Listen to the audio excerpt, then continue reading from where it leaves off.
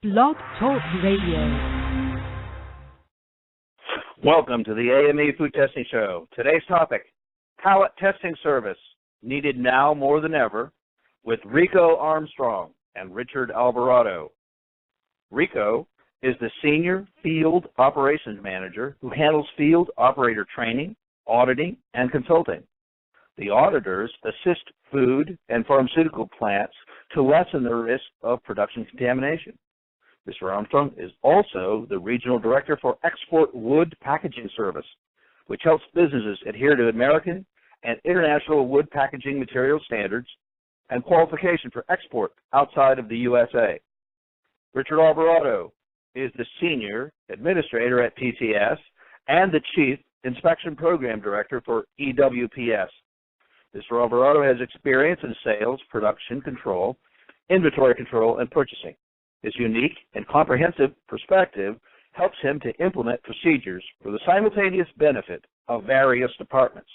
PTS services include bringing a mobile laboratory to clients to help protect their products from sources of bacterial and chemical contamination throughout the shipping process. Welcome with me to the show, the AME Food Testing Show, Rico Armstrong and Richard Alvarado. Rico? Good morning. Richard? Good morning. Gentlemen, welcome to the show. Thank you. Nice to be here. Awesome. Do you have anything to add to your introductions? I think we're good as far as the intro. Yeah, Export Wood Packaging Inspection Service, EWPI as our acronym is known for, has been a part of the shipping industry for several years now, and we're excited that we're exploring the opportunities in the food safety industry. And we're excited to be on your show to highlight that particular aspect of our sister company. Excellent. Gentlemen, let's get started. What are pallets used for in food production? Well, simply put, pallets are used to transport anybody's product. You need a pallet to transport products nowadays, and how else better to do it than with a pallet or maybe a wooden crate, depending on the type of food that you have. The question that usually comes into question is, are these pallets clean? How do they test for these pallets? Because if these facilities are producing a clean product and they want to make sure that it's uncontaminated for the consumer benefit, and then they put them on a dirty pallet, well, that's the real concern for us. So that's where Pallet Testing Service comes in. How do we know if it's clean? Well, the only way you can know that is to test for it. You can't just look at a pallet and say, well, it looks like they used new lumber. And given where these pallets are coming from nowadays, it's more important now than ever. Very good. What types of materials are used in the construction of pallets? Yeah, I'll field that question. What we've got in the industry when it comes to shipping is a variety of materials to be used. In the food industry, the preference would be impervious materials, your plastics, your stainless steels. The problem with that is many. Weight is a prime concern, of course. The practicality of using a heavier plastic or even a much more heavier stainless steel pallet is really not something that the industry would like to look at, aside from cost. And that's really what we get down to the bottom line. So what does the industry turn to? Well, they turn to wood, and that's your hardwoods or softwoods for the construction of these pallets. With that being said and done, the problem we run into, of course, is using an organic material that is a wonderful host for what we refer to as the big three. That's your E. coli, your listeria, your salmonella, aside from other organisms, micro, macro, that can infest and contaminate these pallets that we're considering. So that's really what we at Pallet Testing Services have noticed is a prime concern in our conversations with those in the food safety industry. What can you do for me when it comes to the materials that we're using for these pallets? Gentlemen, the question is, what are the risks of using poor quality pallets? That's an excellent question, and Perhaps we've already seen examples of what may have happened as a result of using poor quality pallets. And really, again, it goes back to, are these pallets contaminated? If a facility were to put their clean product on a contaminated pallet, here they've worked so hard and gone through stringent protocols to make sure that they have a clean product, and then they put it on a pallet that's not clean, and then it gets shipped off somewhere. Well, how can they control how that pallet not contaminating their product? If their product is contaminated because of a poor quality pallet, we've seen other companies who have been linked to a salmonella outbreak or a listeria outbreak, and besides the cost that it takes to repair the damage done by that, you can imagine probably what's even more costly is their reputation. Sometimes, depending on the outbreak and the company that it comes from, that reputation is unrepairable. We've seen it with cantaloupe companies. We've seen it with peanut butter, with spinach.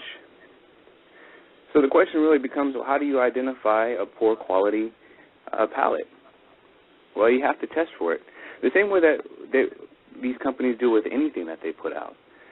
When a consumer reaches their goods or they consume their goods, they look at the food that they're about to consume. They look at it and it looks fine, but when they eat it, then that's when they find out, well, maybe it wasn't fine. Well, the same in comparison with pallets. You can look at a pallet and say, well, it looks fine. It smells fine. Some people want to go that route. But how do they really know? Oh, they have to test for it. So a poor quality pallet cannot be based just off of looks alone. We have to go in there and see what's on it. As a matter of fact, some tests have shown that half the pallets have a high content of bacteria, and maybe up to a third of these wooden pallets can be contaminated with the big three, as Rich had already mentioned, the salmonella, E. coli, and listeria. Any of those would qualify as a poor quality pallet, and it's really the facility's best interest to make sure that they're using the right ones to prevent their product from being contaminated and spread to others. You know, gentlemen, I have given a number of food and safety inspections to many food facilities. And I asked one manager, I said, what do you think of your pallets? He says, well, we try not to think about it. And the challenge is that they're sitting out in a storage field or a lot that's dirt, and it's got wind, birds, insects, you have rodents, and then they bring that into the factory. What are the challenges associated with that system? Yeah, the challenges associated with that, of course, is storage once again. Now, what does the food safety manager do? Does he or she make the decision to avoid this? Well, we've already discussed that. It's impractical to consider a different alternative. There's nothing else other than the wooden pallet industry at the moment for these folks to tap into to transport their goods. So they can quarantine. They can make a decision of doing the look, see, smell test. I see it looks clean. I smell it, smells clean. That's a very low-tech approach, as we all know, and that doesn't always afford somebody to avoid these problems, as Rico was touching on. So the challenges of preventing these macro infestations, whether it be the raccoon, the feral cat, the skunk population, as we've encountered in several of our clients. They've asked us this question: what do we do when we have these type of infestations? Well, we've made reference before in another commentary. Excuse me. You can go ahead and you can eradicate the colony of whoever is causing your problems, whether it be the feral cat or whoever else it may be. That's not the practical solution. So that's really what we are approaching when it comes to pallet testing services. What can be done? What can the manager do? What alternatives? What can we arm the manager with to prevent this cross-contamination of their food product? And gentlemen, that's the question. That's what I want you to answer. What services does PTS offer? Yeah. And that's really where you alluded to during the intro of what Pallet Testing Services does. We have a mobile laboratory that we have access to. We have over 41 inspectors in place throughout the U.S. that are available to tap into their services to go in to these various facilities, whomever contracts our services, to identify by taking general samples, looking for the big three primarily, but we also have the ability to do other specific tests for specific pathogens. What is the beauty of this mobile system that is available to us is rather than what we had been exposed to in previous sources for lab testing of waiting 24 to 48 hours for the results, the beauty of the system that we are now looking to use, have available at our fingertips, is we have the results in 35 minutes. So we can do a number of things. We can identify the lots of pallets that are a good candidate for cross-contamination.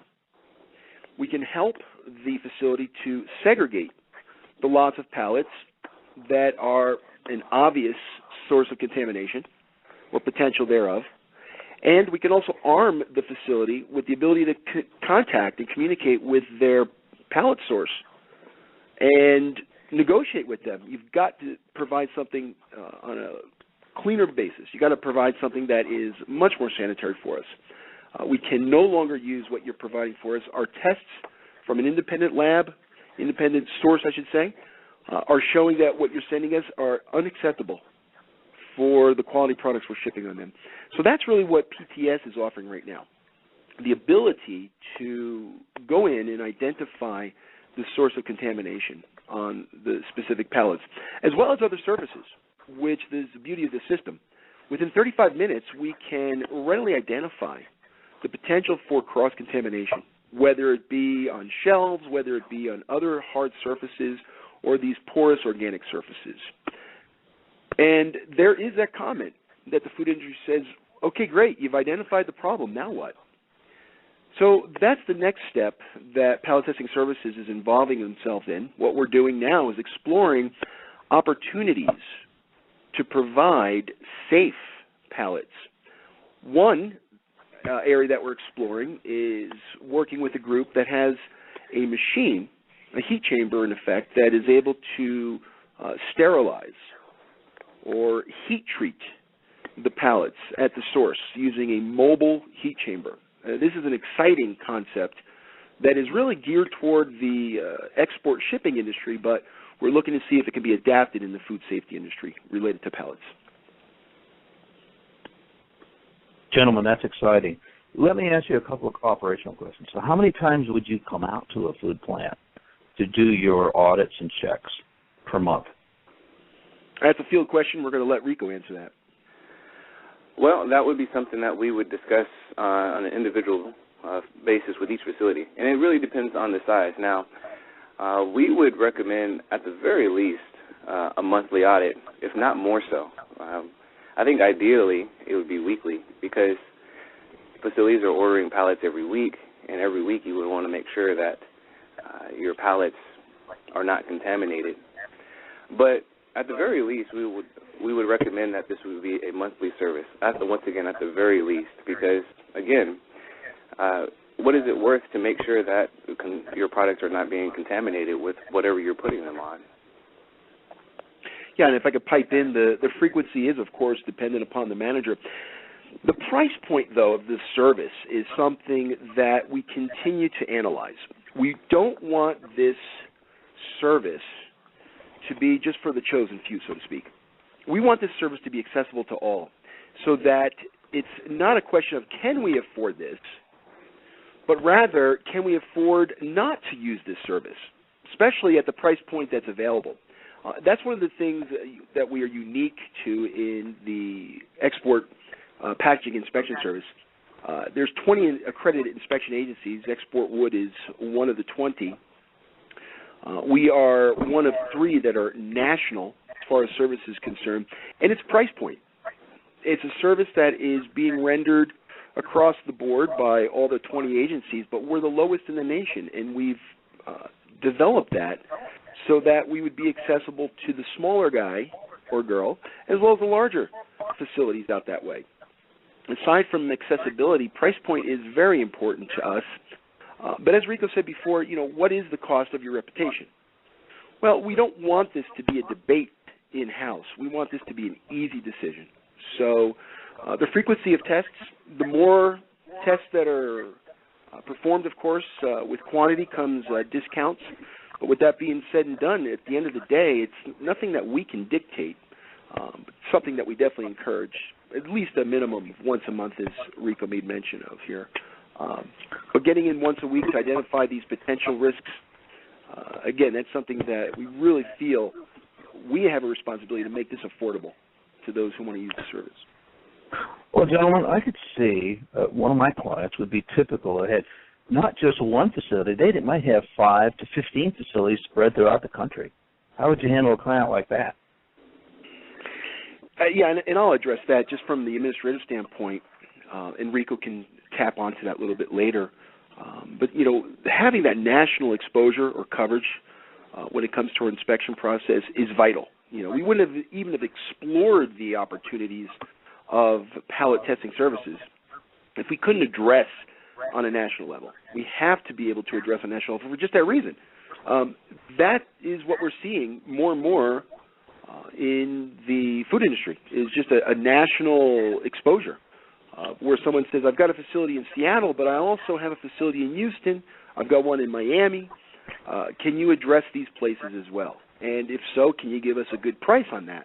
Well, we'd like to be able to respond and say, yes, we can. And that's what we've developed. We've migrated or transplanted the business model from export wood to pallet testing services. And that's addressing the core issues of what you just brought up, Andy.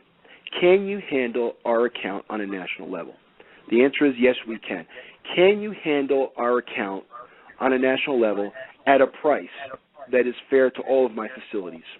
Yes, we can. So that's our response when it comes to the national question, the state to state. Rico, did you want to add anything? Yeah, just that when we go on talking about it at a national level, again, that is what sets us as a laboratory different from the other third-party laboratories, because in order to service a national company, a national food company, usually what has to happen is each individual facility would have to either take their own swabs, and then they have to send it off, and then, as Rich was talking about, 24 to 48 hours later they get results. This is different. Since we're coming to you, and as Rich said, we've got people in place all over the nation, we can come to you and give you those instant results. So that's something that really sets us apart from other people. There's a lot of other companies that are concerned with their pallets, that are concerned with other areas in their facility for which there may be a contamination source, and that they're already using a third-party lab. Well, we can come to you again and service any facility that you have across the nation. Yeah, and just to add further, that is, pardon me for interrupting, Andy, I was just going to add that by having these people on the ground, close to where the facilities are, that's what keeps the costs down. If you've got an individual that's traveling within 3 states, for example, which seems to be the case in a lot of the inspection processes, you've got this poor individual that's traveling, living at hotels. Well, who's going to absorb the cost of the fuel, the food, and the lodging for this individual? Well, obviously it has to be borne upon the client. So that's another business model that we've transplanted from export wood to what we see here with PTS, is keep these folks close to home so that at a moment's notice, on top of the fact that we're able to keep costs down, they're available to perform these studies, these surveys, these tests when the need arises or when the facility wants it. Well, gentlemen, I'm going to ask you a couple questions and see if you can address them. A, name me some of these cities that your 41 people are at, and B, what would be a typical, let's say, one plant? What would their program be if they, let's say, had 1,500 pallets in their food processing plant? Go ahead. I'll answer the first part. Rico, you want to handle the second? Sure. Okay. Currently, we are in Boston, Miami. We are in Myrtle Beach, just run down the coast, the East Coast. We're in Houston, we're in Dallas, we're in Kansas City, we're in St. Louis, we're in Chicago, Grand Rapids, we're in Detroit, we're in Cleveland. Where else? We are on the eastern end of our country. Miami is mentioned. Midwest touched on. We're in McAllen, Texas. We're in El Paso. Going out, we're in Albuquerque. We're in Denver. We're in Phoenix. We're up in St. Paul, the Twin Cities there. We're in L.A. We're in San Diego. So you can see we're in a good cross-section of the major markets. At any other market that approaches us, big or small, we have a vast network of individuals that are ready to assist us with our services. So we've got the market covered. It's just a matter of coordinating with the facilities, what their needs are. We are very, very confident we can address them as we have been doing so with our sister company, as I mentioned. And as far as what would take place with the 1,500 pallets, Rico, I'm going to throw that at you. Yeah, that's a really good question. How many pallets do you have to inspect? Because obviously the cost and the time to inspect every single pallet that a facility has, well, that wouldn't be reasonable. So the question is, what's reasonable? If we were to copy the model that is taken from Export Wood, which was really the rules that we go by is what was based by the government and an international standard for that program, we test about 20%, 10 to 20% of all the pallets that are at any one given facility at some of these other pallet companies. And that's considered something that's reasonable. So the same would be true here. If we were to adopt those international standards, or in the standards for this country set for exporting wood packaging materials, if somebody had a stack of 1,500 pallets, we would test between 10 to 20% of those. And that could give a reasonable estimate of, how contaminated are these pallets. Yeah, it's a cross-section. That's a standard that we're accustomed to, looking for these percentiles to see if, in fact, we're hitting upon anything that contains a big three. Now, someone might say, I can test anything, and I'm going to hit upon sources of the big three. Well, that's fine, but do you have the ability to isolate? Do you have the ability to indicate where the contamination is coming from? Or is it just you're going to condemn the whole lot of 1,500 pallets?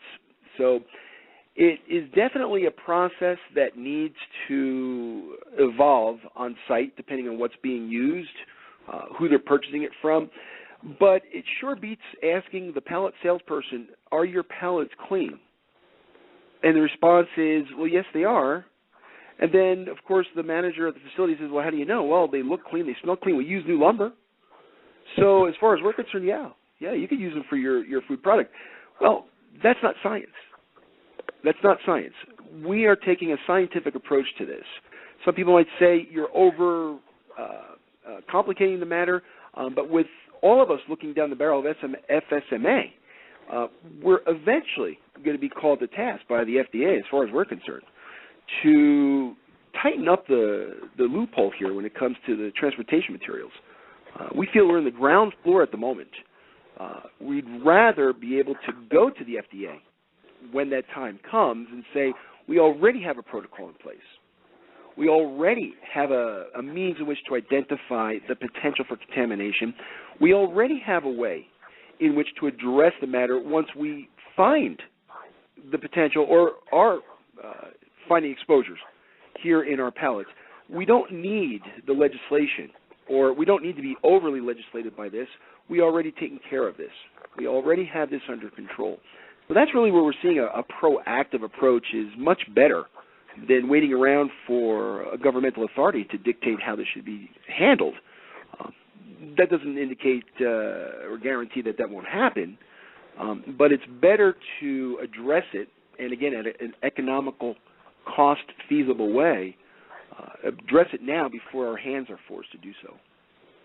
Well, gentlemen, what I'm hearing you describe is a surveillance program.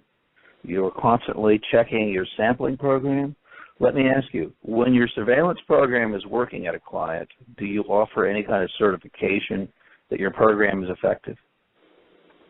Rico, Fieldman, take that. Well, yes. The information that is provided as a result of the test that we do, the information is something that our client has paid for.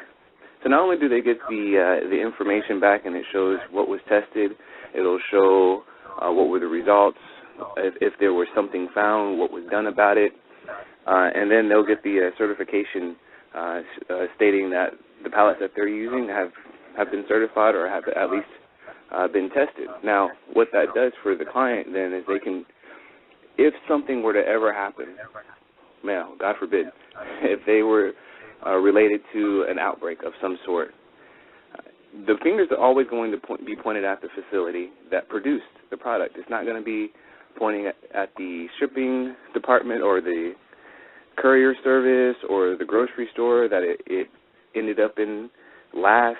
It typically always goes back to the facility that produced. If they can hold up a certificate as well as show all the other processes that they've done, that certificate can go a long way in their defense of saying, hey, this outbreak less likely came from us. Additionally, again, with them having all the information of what happened to the test and it being recorded what was done about it, only adds to what can help them defend as well as help them to market to other clients and say, here's our process that's better than everybody else. Here's the proof. Now, and we need to preface that by saying, once again, forgive me, there is no guarantees with anything, as we all realize, but it's a matter of minimalizing the exposures, minimalizing the risks, and that's what PTS is looking to address. Well, gentlemen, that seems to be a very logical approach. What are the detriments of not using your system? I know you've already outlined them, but I'd like you to punch them again just so I hear them and conceptualize them. I think the biggest detriment is the risk of putting your reputation out there and having it ruined. More than anything, that's the biggest deal, because as we've seen even this year, and you can go to any year, there seems to always be more than one, these companies that have been hit or linked, warranted or not, with any kind of an outbreak, I mean, we've seen recently this year that some companies have to file for bankruptcy because of all the lawsuits that are pending. So that's a huge detriment to that company. What if they had other processes in place to protect from that? Perhaps they would be better off, and the cost of implementing that process, they would probably say would be worth it. So your reputation is probably the most important, not to mention any other profits that would be lost, having to recall items and everything associated with that. That's the risk of these companies will be running by not going with PTS. And let me just, pardon for interrupting, Rico, I just wanted to add that, we're very, very low in the totem pole when it comes to priorities. We realize that. Your in-house production, your in-house distribution is much more important, and we're never going to argue that. But, again, the mentality that we're running up against up until now has, as you said earlier, Andy, I believe you commented, that's just really an issue that folks seem to be overlooking. What happens outside of the plant? There is a big concern, obviously, of the cross-contamination during food production, rightfully so, because the susceptibility to the material, to the foods, the products, is very high, especially with human interaction. But, you put so much time and effort, energy, and money into producing a sanitary quality product, and then you drag it out of your facility and you drop it on top of a $7, $10, $12 pallet that just last evening you had some crazy creature crawling all over it and infecting it.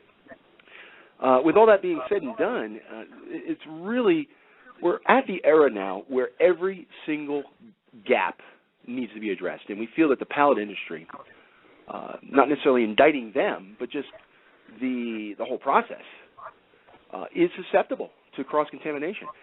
So, we've got to tighten that up. And again, our mentality is, and our approach is, let's do this on our own accord. Let's do this at our own pace. Let's do this under our own aspects and auspices and controls versus being forced to do it, which usually turns out to be a lot more expensive and time-consuming. And I think can I interrupt here, gentlemen? Sorry. Yeah, go ahead, and then I'd like to make a comment or a question. Go ahead. Okay, just, to add to that, just the additional, I think really the key idea is to be proactive. It seems like a lot of the processes, especially after the food leaves the facility, is reactive. We want to be proactive because what happens is once an outbreak happens or something like that, there's a response team that happens very, very quickly and to try to identify the problem. And as Rich said, this gap is often overlooked. So what happens is perhaps after the outbreak happens, they say, well, let's try to figure out where it went, what went wrong. We want to try to prevent the wrong to begin with. And if the wrong is coming from something in the shipping area, if it's coming from those pallets, well, we can help to prevent that. And I think that's going to be key, and I think that's going to save people much more being proactive than being reactive. Gentlemen, I have to agree with you, and you hit a hard tone in me because I've been in a lot of these food plants. I see these pallets stacked up outside, and my question to you is, you've had some success in the pharmaceutical industry. Can you draw a correlation between the status of pharma and their procedures and the status of food production and their procedures with pallets? Yeah, I think it's possible. In the pharmaceutical aspects, the big concern is the aerosols. Going back several years ago, the debate between the pallet industry, the wooden pallet industry, and the pharmaceutical companies that have been arguing, hey, the chemical presences in the lumber you're using on these pallets has migrated into our product. It's tainted the color. We have concerns that maybe it's tainted the product itself. The pallet industry pushes back. But at the end of the day, the customer is always right. That's just the mentality and the mantra we all must take. The customer is always right. So what did the pharmaceutical industry demand of the pallet industry? Well, they demanded that there'd be the presence or the lack of presence of these aerosols, these chemicals that have caused these changes in their products, no longer is present. We want to test for these chemicals, these foreign agents, if we want to call it that. Well, the principle is the same. The protocol in place for the aerosols is rather low-tech. You take a section of lumber, what we call deck boards, essentially, where the product sits on top of, and you send it off to the laboratory. The laboratory does their testing and finds or doesn't find, isolates if there are these compounds in there, these aerosols. I'm not going to get into where these aerosols come from, how they affect the product, etc. A lot of information available online to educate yourself to that. The point is, the pharmaceutical industry is being satisfied. Can that take place in the food production, the food distribution industry? And the question can be answered with a simple yes. But it does answer or open up the topic of how. What are the answers to that? Well, that's what we're discussing this morning. Basically, we are here to identify, one, if in fact these pallets are contaminated or any other shipping materials used for food distribution production. If they are contaminated, what are you going to do about it next? And that's something that, again, we are exploring because there are a number of options that we want to give to the food industry. But you've got to identify the problem first. And again, the long and the short is, can it be done? The answer is yes, it can be. With this 35-minute test, testing for the big three to begin with, your salmonella, your listeria, your E. coli, the things that folks are quite concerned about nowadays. I think the interesting thing about that question, too, is some of these pharmaceutical companies, as Rich was saying, some of them are already addressing the issue. And coming into some of these places in which a pharmaceutical company might buy their pallets from, pharmaceuticals will usually pay a little bit more to get a cleaner-looking pallet. They may even pay to get a plastic pallet, even though that adds to the cost of the pallet itself and to the weight and shipping. But as Rich mentioned, the principles are still the same, and it doesn't matter the quality of wood that they're using or if it's a plastic pallet. There's still contaminants on there, and some tests have shown that. So it's still to their benefit to have this program and have it continue and to improve upon it for their product just the same as it would be for the food industry. Gentlemen, can I just ask you a general question? What if a manager heard this show and called you up? What would be your next steps to just explore? Would you charge them a lot of money to come down and take a look at their operation and give them a consultation or a suggestion or a proposal? I can answer that from the in-house part, the in-office here. We would not.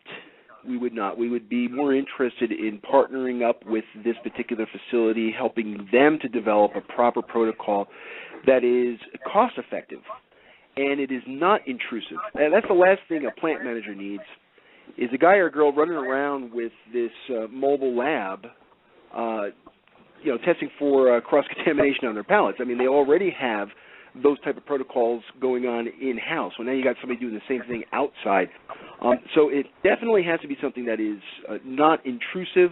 It's got to be something cost-effective. It's got to be something that is going to have a benefit, a tangible benefit, so that the manager at the end of the testing process says, I know what I need to do now. I've identified source of contamination. Or, best case scenario, hey, we chose a good pallet supplier, and we're going to continue with this pallet supplier. We'll see it in a couple months. Thank you very much. That's not going to hurt our feelings. If our service is being rendered and it's a benefit, a tangible benefit to the facility, everybody's happy. Now, obviously, we've got to eat. We've got to pay our bills. Folks out in the field got to do the same thing. But with all that being said and done, this is an ample industry we see. There is always going to be work for us. We're not concerned about that. We're more concerned about getting the process established in facilities throughout the U.S. so that it becomes a normal routine, simple, cost-effective, made available to all, whether they be a smaller food distributor, producer, or our bigger folks out there running national, international operations. Additionally, with that, I've actually had some conversations with some managers, and interestingly, all of them seem to be aware of the need to test their pallets. I mean, it's a concern. I guess maybe most people are just not talking about it, or they're just not aware of the options. So usually a conversation that I've had with them, they'll say, yeah, these pallets are so dirty, I need to do something. What are my options? What can I do about it? And so then we'll run down a list of possibilities of what we offer for them and then the solution for that. And additionally, they end up asking just a ton of more questions about, well, can you test other things? Because the whole shipping arena, it seems to be a concern. So they'll say, can you test a forklift, or can you test in this other area in these food bins? And so that's kind of typically how a conversation goes. Most people are curious as to what we can test and what we can test for, which hopefully we've outlined in this discussion here. And then, of course, as Rich was talking about, it comes down to the cost. Well, we'd like to see your facility. We'd like to show you, partner up with you, and come up with something that works for them. Because as Rich said earlier, we want this to be accessible for everybody, not just for the higher-ups. Gentlemen, I'd like to thank you for your excellent discussion today. I'm sure it'll hit hard with a lot of our managers. It'll have a lot of questions. Can they contact you at the contact information we provided before? Absolutely. They can call toll-free 877-745-8055 or pallettesting.com. Feel free to shoot us an email if you like, a phone call. We'll answer to any. Well, gentlemen, I'd like to allow you now to conclude by reviewing all of our major points today. what are pallets used for in food production, what materials, what are the risks, what services do PTS offer, what are the benefits, and what are the potential detriments of not using your services. Go ahead. Rico, would you mind handling that, and I'll close out for this morning, if that's okay by all of us? Okay. Yeah, we're talking about the use of the pallets in the food industry, obviously, to transport their product and their goods to other places. And the question that comes up are these pallets clean? The only way to know that is to test. It can't be a look and smell test. That's unscientific. It has to be a real, legitimate test, a scientific test to determine is there salmonella, listeria? Is there a high content of bacteria? And that's how we really distinguish whether or not you have a poor quality pallet or not. And so with PTS, Pallet Testing Service, we'll come in there and help hopefully mitigate some of that risk that's involved in using the pallets. And if we can do that, prevent your product from being placed on top of a contaminated pallet that will eventually head out to the consumers and possibly contaminate them as well. Not only are we going to protect your revenue or the cost that would be involved in recalling and lawsuits and things like that, we want to prevent your reputation from being damaged and unrepaired. Additionally, by going with Pallet Testing Services, some others are using a third-party lab already, we're mobile. We're going to come to you and to any facility that you have across the country, and instead of going to some other third-party lab where you take a swab and you send off these samples and it takes 24 to 48 hours to get results, our results are going to be presented to you in 35 minutes. Unintrusive, because we've already got practice in being unintrusive with our sister company, as mentioned, and so we're going to make it easy for you. We're not going to wildly interrupt the workflow that's going on, but immediate results, once again, to prevent, be proactive in preventing these contaminants being shipped out through these pallets or anything else that is in your shipping department. That'll help your products continue to stay safe, continue to protect your reputation, and if you so choose to want to market how well your facility is and the process that you guys take in making sure your product is clean and high quality, this could be another dimension that you can add that helps sell the idea, hey, our products are the cleanest and the best high-quality products out there. Yeah, and to add further, we've had many hours of dialogue with those in the food industry, yourself included, Andy. We appreciate very much the insight that we are receiving from those in food management, food safety management. Again, looking down the barrel of the FSMA, somebody commented there is always going to be more regulations, more legislation than less. And some say that's a sad commentary on things. Others say that's a good commentary on things. We're not going to debate that. We have to face the facts, though. We are going to be more and more answerable to products that are being produced and shipped as consumables. There's no getting around that. So we want to be there in this one aspect of the food production, as minimal, as low-tech as it could be. Pallets, $12 worth of lumber or less, still has a huge impact and can have a huge impact on your bottom line. That's, at the end of the day, that's something that has to be taken into consideration. Up until now, it's been a good faith practice of saying, I believe that what I'm shipping my products on are clean. I believe the shipping materials I use are not a source of contamination. You could believe all day long, but people are getting pushed up against the wall. Prove it. Prove that the material you're using is not a source of contamination. Prove it. And who are asking these questions? Well, it's not the consumer necessarily, although it's been asked many times. You just do a Google on food safety pallets, and you're going to see a plethora of videos on local news stations running their series of the possibilities for contamination. It makes great media fodder. But at the end of the day, it's not the consumer that's asking these questions. It's the attorney that's representing someone and saying, hey, I'm looping anybody and everybody into this case that we're developing right now. So, again, as Rico is commenting, we want to be able to afford to the food producer and distributor information to say, listen, we have tightened up things. We've buttoned up all of our holes, so to speak. There is as minimal of possibilities of cross-contamination as possible. We have taken the steps to ensure that. Pallet Testing Service is in place to make itself available to answer that question right now. Are my pallets safe from cross-contamination?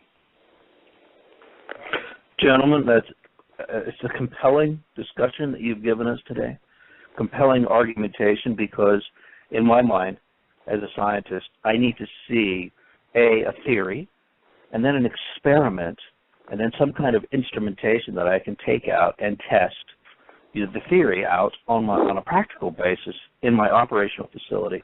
And you've addressed all of those tick points. I'd just like to commend you for your service and allow you a final comment, both of you. Rico, you're the man. All right. Well, Andy, thank you, first of all, for the privilege of being on this talk show. And I don't know if I could really say it any better than Rich has already said it. You know, our real concern is helping those in the food industry, which really helps everybody. I think it's unfortunate that the food facilities, these food plants, or these pharmaceutical companies, that whenever something happens, unfortunately they bear, it seems, almost all the responsibility. And while these attorneys may try to go after everybody, it's these food plants that seem to bear the brunt of it, fair or not. And so while maybe in the future we can see everybody involved in the food chain being held responsible, from the pallet company that sends the pallet to the shipping companies that delivers from the plant to the end user, that's not quite there at the moment. So until that time comes, we want to help every food plant to defend themselves, to protect themselves as much as possible with the responsibility that's been placed on them currently. And as this thing evolves, we want to be with them step by step, and eventually see it to where we can help every plug in that gap in the food chain to make sure that there is no cross-contamination. Yeah, and I'd like to, again, express, as Rico did, our gratitude and the time and the energy you've given us to express ourselves, to hawk our services to the food safety industry. There's a lot of sources, a lot of opportunities and ways in which to shout from the rooftop, so to speak, of what's available out there. We're the new service out there. We really feel we're at the ground floor. Your radio show, this opportunity is really a good one. We want to thank you once again for it. Those who are listening, those who will listen in afterward, knowing that this is going to be recorded, we have to ask people to think this through and really understand that, again, this is a very, very small component of food production. We realize that, a very small component, but it doesn't mitigate the risk.